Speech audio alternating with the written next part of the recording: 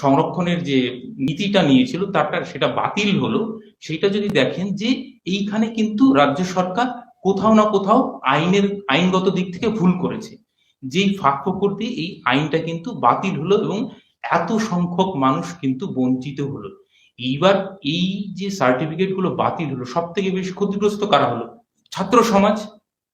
এই যে সামনে কলেজে ভর্তি আছে তাদের বিরাট বড় একটা সমস্যা, তারপর প্রতিযোগিতামূলক পরীক্ষাগুলোতে একটা বড় সমস্যা। তো এই যে সব থেকে বড় কিন্তু সমস্যায় পড়লো আমাদের ছাত্র সমাজ। এটা 5 লক্ষ মানুষের শুধু ব্যাপার না, আমাদের 10 কোটি মানুষের এটা প্রসঙ্গ যে বাংলার বুকে এত বড় অন্যায়, একটা জাতিকে পিছিয়ে টেনে হিঁচড়ে নিচে নামিয়ে দেওয়ার যে চক্রান্ত, এবং সরকার এখনো 1 মাস হয়ে গেল কোনো হেলদোল নেই। এইটা চিন্তার ব্যাপার, এবং সেই চিন্তা নিয়ে আমাদের বসা। যখন বৃহত্তর সমাজ এক হবে, আগেও আমরা অনেক লড়াই লড়েছি, এবারে আমরা লড়ব। মুখ্যমন্ত্রী মমতা বন্দ্যোপাধ্যায় বললেন এই রায় আমি মানি না, এর বিরুদ্ধে আমরা সুপ্রিম কোর্টে। উনি তো আইন মানেন না, রায় মানেন না, সিবিআই মানেন না, ইডি মানেন না, শুধু মোদি আর অমিত শাহকে মানেন। ওদের সঙ্গে বসে বসে মিষ্টি মিষ্টি কথা বলেন। তো আমাদের কথা হলো, দেশে আইন আছে, সংবিধান আছে। আপনাকে যখন আদালত বলে দিল যে আপনি প্রসেস মেনটেন করেননি, তাহলে আপনি আপনার ভুলটা সংশোধন করবেন নাকি আপনি আদালতের উপরে, আপনি সংবিধানের উপরে? এই হটকাদিটা চলতে পারে না, এই ভুল সংশোধন করতে হবে।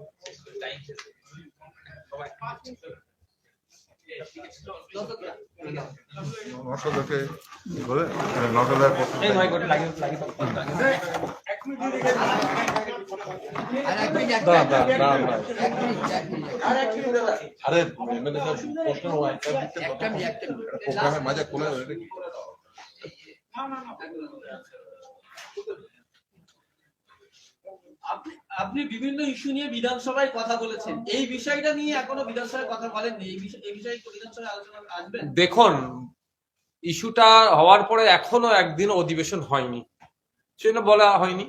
নিশ্চিতভাবে বিগত দিনে আমি ফেক এসটিএসসি সার্টিফিকেট বাতিলের জন্য সোচ্চার হয়েছে, বিভিন্ন বিষয়ে কথা বলেছি। ওয়াকা প্রপার্টি থেকে শুরু করে আলিয়া বিশ্ববিদ্যালয়, মাদ্রাসা শিক্ষা ব্যবস্থা থেকে শুরু করে আপনার আমি যেখানকার বিধায়ক সেখানকার মানুষের সমস্যা থেকে শুরু করে শিক্ষা ব্যবস্থা, যে 8,500 স্কুল বন্ধ হতে চলেছে পশ্চিমবাংলায়, সেটা না বন্ধ হয় তার বিরুদ্ধে থেকে শুরু করে সামগ্রিক বিষয়ে কথা বলেছি। অবশ্যই আমি এই বিষয়ে আগামী সেশন যখন শুরু হবে, একজন আইনসভার সদস্য হিসাবে যেখানে আইন তৈরি হচ্ছে, আইনের সংশোধন হয়, সেখানে যাতে সরকারকে আইনের চড় মেরে কলকাতা হাইকোর্টের বিচারপতি যে রাস্তা দেখিয়েছে সেটা যাতে ঠিকঠাক পালন করে, দ্রুততার সাথে সার্ভে করে West Bengal backward class welfare যে অ্যাক্ট 1993 কে মান্যতা দিয়ে যাতে দ্রুত করা যায় তার কথা বলবো। শুধুমাত্র ছুটে সরকার সুপ্রিম কোর্টে চলে গেল, আমাদেরকে বুঝিয়ে দিল যে সুপ্রিম কোর্টে গিয়ে মামলা করেছি, গ্রামের মানুষদেরকে বললো যে না তোমাদের হয়ে মামলা সুপ্রিম কোর্টে করছি, সেটা করে সস্তার রাজনীতি করতে দেব না। যাতে করে মানুষ উপকৃত হয় সেই জন্য আইনসভার মধ্যে চিৎকার করব, আর আইনসভার বাইরে যারা আমরা সাধারণ মানুষ আছি তাদেরকে নিয়ে চিৎকার হবে, এবং আইনি লড়াই কোর্টেও লড়া হবে। আপনারা এটা নিয়ে কি পথে ঘাটে নামবেন বা আন্দোলনে মিটিং করবেন? অবশ্যই অবশ্যই।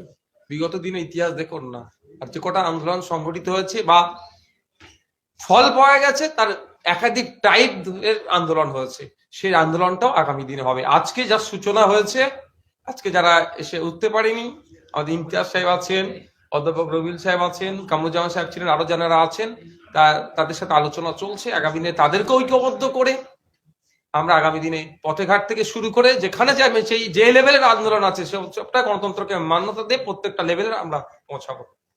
দলগতভাবে কোনো ব্যবস্থা, কোনো আন্দোলন করবেন? দেখুন, দলীয় পার্টটা আলাদা, সেটা যখন আমাদের রাজ্য কমিটি বসবে সেটা আলোচনা হবে। এখানে আমরা উপস্থিত হয়েছি একটা কমন প্ল্যাটফর্মে। এখানে বিভিন্ন রাজনৈতিক দলের মানুষ আছেন, বিভিন্ন সমাজকর্মী আছেন, প্রফেসর আছেন, ডক্টর আছেন, আইনজীবীরা আছেন। এটা দলগত মানে ঐক্যবদ্ধ হয়ে করছে। কোর্ট যে রায় দিয়েছে সেটা আমরা বুঝতে পারছি, কোর্টের রাজ্য সরকারের কিছু দুর্বলতা ছিল, কিন্তু সাধারণ জনগণ এই রাজ্য সরকার যারা রেখেছে সেই মুসলিম জনগণ কি জাগবে তাদের এই অভিষেক নিয়ে? দেখুন, জাগানোর জন্যই তো আমরা এখানে আসলাম।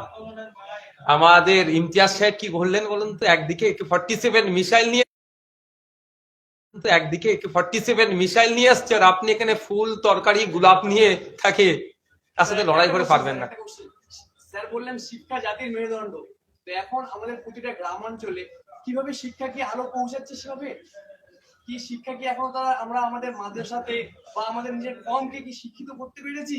এর জন্য আমরা কতটা দূরে আছি, এর জন্য আপনি কি মেসেজ দিতে চাইছেন? দেখুন, প্রতিটা সন্তানকে শিক্ষা তার মৌলিক অধিকার, এটা সংবিধান প্রদত্ত। তো এটাই তো সরকার দিতে ব্যর্থ। আমাদের বক্তার মধ্যে থেকে একটা কথা বলেছেন বক্তা, যে সরকারে আমরা নাই, কিন্তু সরকারের কাছ থেকে চাইছি, ফলে আজকে শিক্ষা কেন্দ্র নিচ্ছে। আর একটা বক্তা কি বলেছেন, বাঁকুড়া একটা বাচ্চা যে শিক্ষাটা পেতে যতটা না কষ্ট করতে হচ্ছে, লালগোলার একটা বাচ্চা যতটা না কষ্ট করছে, শহরের বাচ্চা তাদের সহজে অ্যাক্সেস হয়ে যাচ্ছে। এই বৈষম্যটা কাটানোর জন্য আর একটা এখান থেকে প্রস্তাব উঠেছে, শুধু ওবিসি দিয়ে নয়, আমাদের আরো যে সামগ্রিক সমস্যাগুলো আছে, শিক্ষা, স্বাস্থ্য থেকে শুরু করে, কর্মসংস্থান থেকে শুরু করে, পরিযায়ী শ্রমিকদের থেকে শুরু করে, গঙ্গা ভাঙন থেকে শুরু করে, যে সমস্ত সমস্যাগুলো আছে, রেলের হকারদের উপরে যে অত্যাচার চলছে, সবটাই নিরসনের জন্য আগামী দিনে আমরা এগিয়ে যাবো। স্যার এখন সমস্যাটা হচ্ছে স্যার একে ফোকাসের না, এখন ব্যাপারটা হচ্ছে থ্যাংক ইউ। শিক্ষা এখন হয়ে গেছে।